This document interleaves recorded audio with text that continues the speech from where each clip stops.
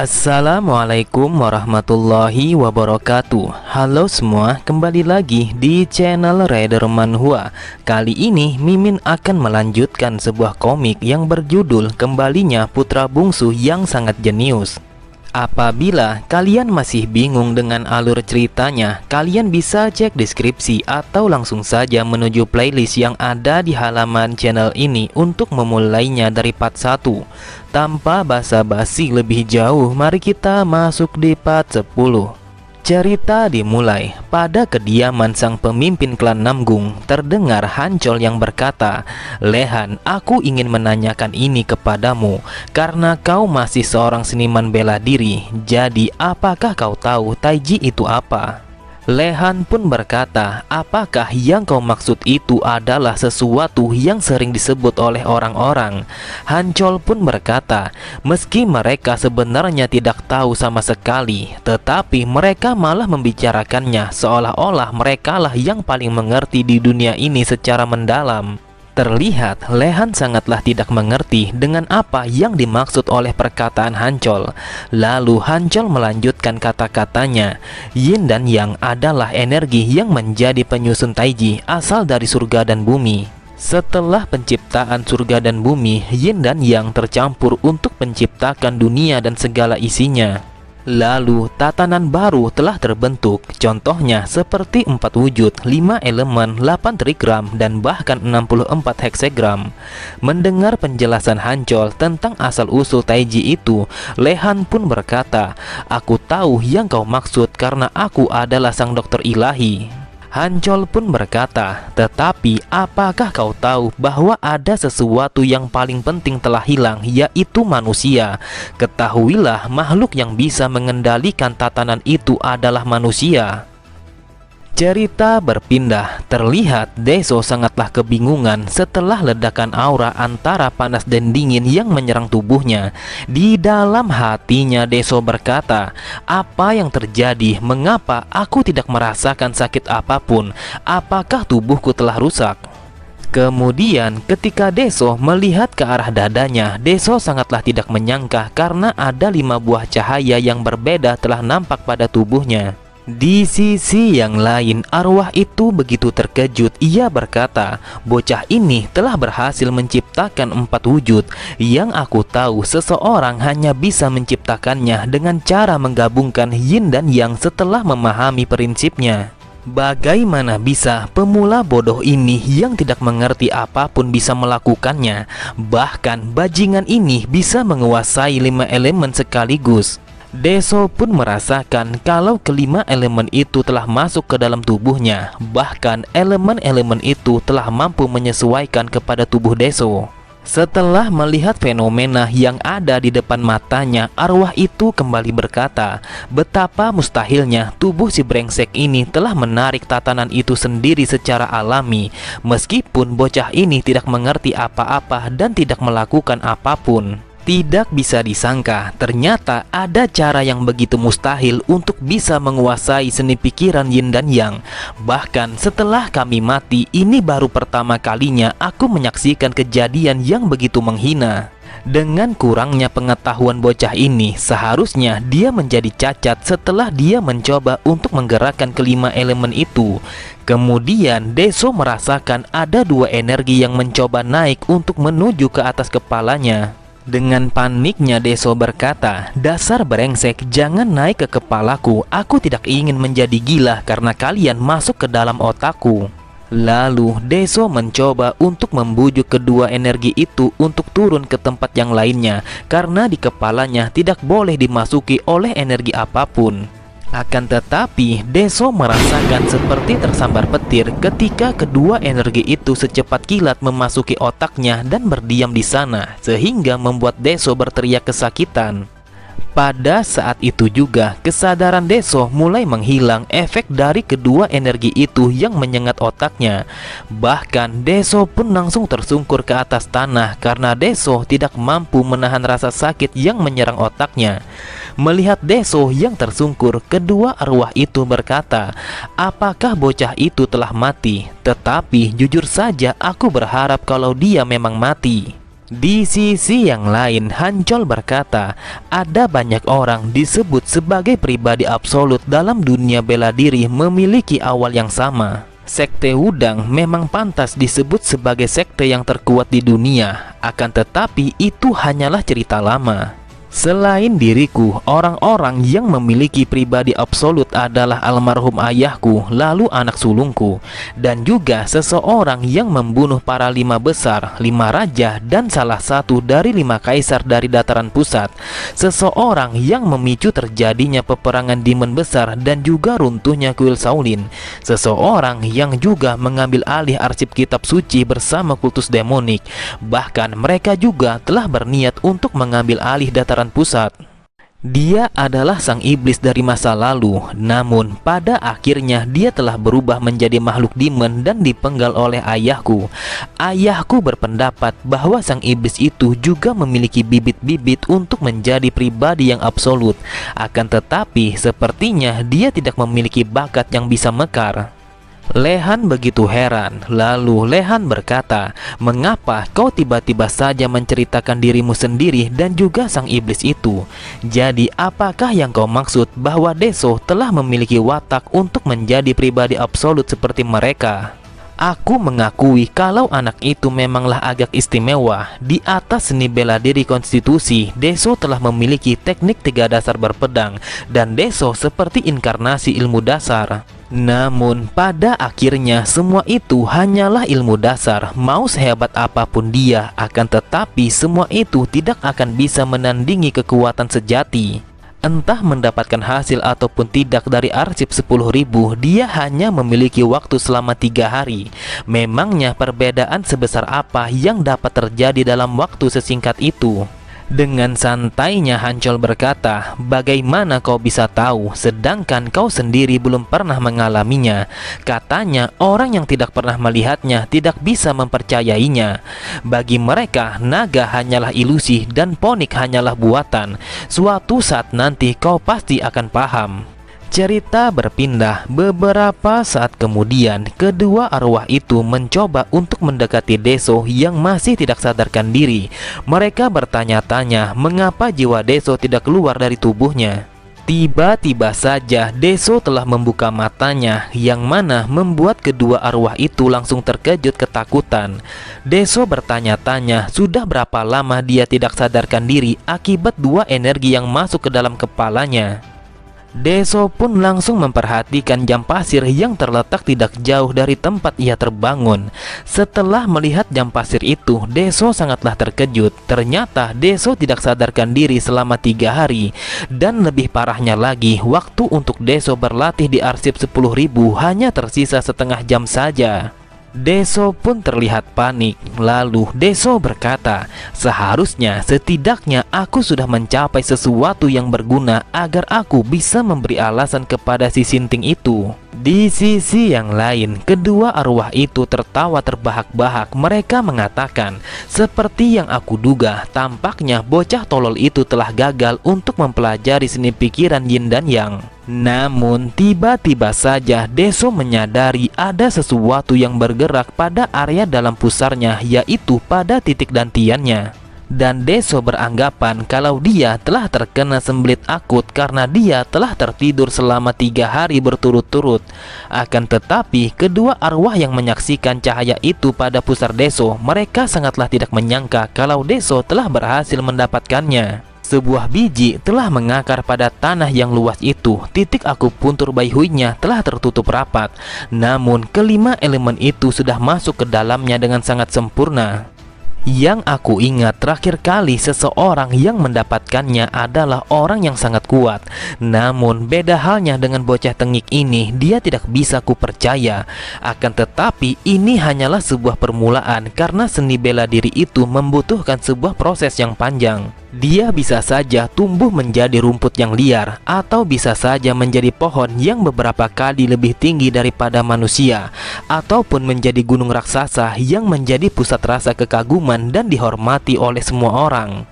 Kemudian terdengar suara penjaga yang menjaga pintu gerbang arsip 10.000 memanggilnya karena waktu yang Deso miliki di dalam sana telah habis. Sambil memperhatikan kepergian Deso, kedua arwah itu berkata, "Wahai anak muda, aku akan selalu mengawasimu. Jika kau benar-benar seperti para individu terdahulumu, maka aku akan menantikan seberapa jauh kau akan bangkit." Setelah keluar dari ruangan arsip 10.000, Deso berkata, "Coba kita lihat, aku telah dikurung dan disiksa selama 3 hari di dalam sana. Tetapi batang hidung brengsek itu tidak terlihat sedikit pun. Kau tunggu saja, kali ini aku akan memberikanmu sebuah pelajaran dan menghajarmu habis-habisan. Bahkan aku pun akan membunuhmu."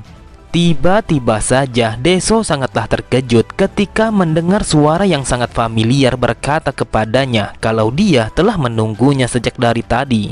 Ternyata orang yang berbicara kepada Deso adalah kakak keduanya. Deso pun bertanya-tanya ada alasan apa mengapa Jong menunggunya di tempat yang seperti ini. Sambil tersenyum, Jong berkata, "Apakah aku perlu alasan untuk bertemu dengan adik kecilku yang paling aku sayangi?" Mendengar jawaban kakaknya, di dalam hatinya Deso berkata, "Melihat hubungan kita yang tidak akrab sedikit pun, pastinya kau memiliki niat terselubung sampai-sampai kau rela langsung datang ke tempat ini." Kemudian sambil berjalan, Jong mengajak Deso untuk pergi ke suatu tempat yang masih Jong rahasiakan. Setelah mendengar Deso yang bertanya kalau mereka akan pergi kemana dengan cara yang tergesa-gesa seperti itu, dengan tatapan mata yang tajam Jong berkata, "Berhentilah banyak tanya, kau akan tahu setelah kita sampai di sana. Jadi ikuti saja apa yang aku katakan." Beberapa saat kemudian, terlihat Deso sangatlah terkejut karena di hadapannya ada begitu banyak berbagai macam makanan lezat yang tersedia di depan matanya. Lalu Jong berkata, "Aku semata hanya ingin makan bersamamu agar kita bisa saling berbincang satu sama lain dengan nyaman tanpa harus saling mencurigai." Di dalam hatinya Deso berkata, "Aku yakin dia bukanlah seseorang yang mau melakukan hal seperti ini tanpa adanya alasan. Apakah dia telah menaruh racun di makanan ini?" Melihat reaksi Deso, Jong berkata, "Aku kira kau sangat menyukai daging. Jadi aku dengan sengaja menyiapkan banyak daging di hidangan ini. Apakah ini tidak sesuai dengan seleramu?" Belum sempat Jong melanjutkan kata-katanya, terdengar suara perut Deso yang menandakan kalau Deso sangatlah kelaparan. Seketika itu juga, tanpa pikir panjang sedikit pun, entah itu racun ataukah tidak, yang terpenting saat ini adalah memakan makanan itu dengan sebanyak-banyaknya. Terlihat Jong sangatlah heran ketika melihat Deso yang makan dengan cara yang gila dan juga penuh keganasan. Di dalam hatinya Jong berkata, "Aku sangat bingung dengan anak ini. Apakah dia tidak memiliki sopan santun ataukah dia memang orang yang sembrono?" Tetapi aku masih bertanya-tanya sebenarnya apa yang dilihat oleh sang penyiasat kedua tentang anak ini sampai-sampai dia begitu tertarik kepada Deso. Untuk memastikannya sendiri, aku pun memaksa Jaekyeon untuk pergi ketika aku melihat dia menunggu Deso di depan arsip 10.000. Tetapi dari pandangan mataku, bukankah Deso hanyalah seorang bocah muda yang masih kekanak-kanakan? Akan tetapi, tiba-tiba saja Deso menatap kepada Jong dengan tatapan yang tajam. Lalu Deso berkata, "Kakak, aku ingin mengatakan sesuatu yang sangat penting sebelum kita berpisah." Mendengar itu, Jong berpikir, jika dia berpikir dengan waras, pastinya dia akan bertanya dengan serius mengapa aku mencarinya. Namun Jong langsung terdiam ketika Deso yang berkata, "Bolehkah aku meminta makanan ini, yang ini, dan yang itu, lalu 2 mangkuk nasi lagi?" Dengan kesalnya Jong bergumam, "Dasar bajingan, apakah selera makannya seperti binatang sampai-sampai dia menghabiskan semuanya dan bahkan meminta lagi." Lalu Jong pun mengatakan kalau Deso boleh memakan apapun yang dia mau selama Deso masih berada di dalam rumahnya. Sambil tersenyum dengan unyu-unyu andalannya, Deso berkata, "Kakak kedua adalah yang paling baik dan juga sangat baik hati kepada adiknya." Jong pun menjadi salah tingkah dan Jong berkata, "Kau tidak perlu berlebihan seperti itu karena ini bukanlah apa-apa." Kemudian Jong menawarkan kepada Deso sepiring toge goreng karena menurutnya itu adalah makanan yang paling enak. Seperti sebelumnya, dengan senyuman andalannya, Deso pun mengatakan kalau Jong adalah kakak terbaik yang pernah tercipta di dalam dunia ini. Melihat Deso, Jong pun bergumam, apa yang terjadi kepadaku? Perasaan aneh apa yang aku rasakan di dalam dadaku? Biasanya aku langsung mencekiknya dan menanyakan apa yang sudah ia sembunyikan di belakangku, bahkan meskipun itu adalah adikku sendiri. Tetapi anehnya, sejak dia masuk ke dalam kastil ini, meski dia tidak mengatakan apapun, namun Deso sama sekali tidak membuatku menjadi marah. Akan tetapi, Jong menyadari kalau pergerakan Deso saat mengambil makanan menggunakan sumpitnya telah nampak energi berbeda dari yang sebelumnya. Seperti yang sudah aku duga, kalau Deso tampaknya sudah mendapatkannya. Itu adalah teknik yang sangat sulit untuk diterapkan oleh tubuh siapapun, bahkan meski pikiran telah memahaminya. Tetapi yang aku lihat kalau tubuhnya telah menyesuaikan dengan sendirinya. Deso bahkan telah menggunakan teknik itu tanpa ia sadari. Untuk sekarang, meski baru tahap permulaan, akan tetapi dia telah sampai pada level seperti seekor ular. Kemudian setelah Deso selesai makan, Jong pun mengajak Deso untuk pergi berjalan-jalan mengitari kastilnya. Sambil mengikuti Jong dari arah belakangnya, Deso bergumam, ini sangatlah aneh, dia menjamuku dengan sangat baik. Aku yakin sekali dia tidak pernah seperti ini pada kehidupanku yang dulu. Dia berhati dingin dan kejam melebihi siapapun, bahkan orang-orang telah memanggilnya sebagai sang ular licik kepala tiga. Lalu di tengah perjalanan, Jong berkata, Deso, sepertinya kau sudah mempelajari seni pikiran yin dan yang. Ketahuilah, dulunya aku juga mendapatkan teknik seni pikiran itu di dalam arsip 10.000. Sontak, Deso sangatlah terkejut. Deso tidak menyangka dengan apa yang ia dengar. Yang Deso tahu bahwa kakak sulungnya akan membeberkan teknik seni pikiran yin dan yang di tahun depan. Tetapi entah kenapa kakak keduanya sudah memiliki seni pikiran itu.